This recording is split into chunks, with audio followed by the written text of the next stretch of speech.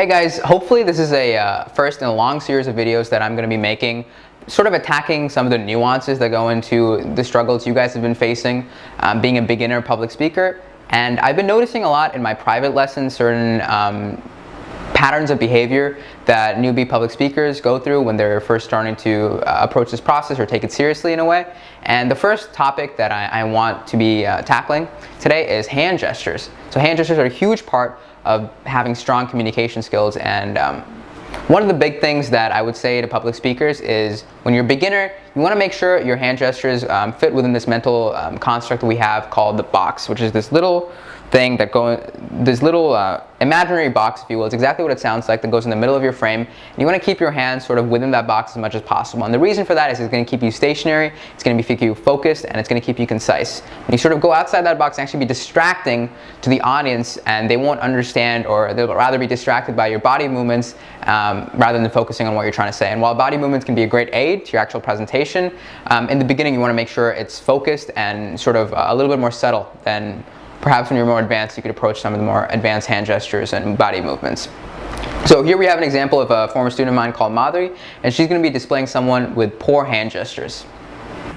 Marvel Comics started in the 1930s, and back then it was known as Timely Comics. And it wasn't So hey guys, here we see Madhuri sort of swaying a lot more than she should be when she's giving this presentation, and her hand gestures are sort of going out of what's known as the box, and while she's being very articulate with her thoughts, it's actually distracting us from what she's trying to say, which is something we want to avoid when we're doing public speaking, especially as a beginner. being written by some of the really famous writers we know, such as Joey Kirby, Stan Lee, and Steve Ditko. So at this point, you guys may be thinking, what are some steps that I could take to make sure that my hand gestures aren't all over the place and that my body doesn't sway too much when I'm trying to make a public presentation? And the cure for this problem is actually very simple. This is what I say to all my beginner clients when they're approaching hand gestures, is you want to have a stationary hand position that you come back to every time you're done with a point. So it can be your hands being clasped, or it can be sort of this motion. I don't know what this is called, this sort of diamond shape.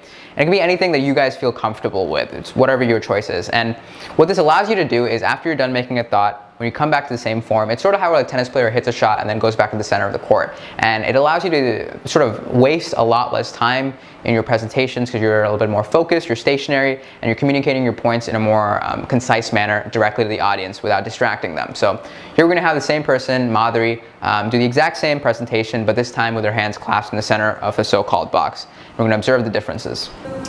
Marvel Comics began in 1931, but back then... So as you guys can see, as soon as Madhuri has clasped her hand into a stationary position, she's able to be a lot more articulate with her points, and she's speaking a little bit more slowly, which is good when you're a beginner.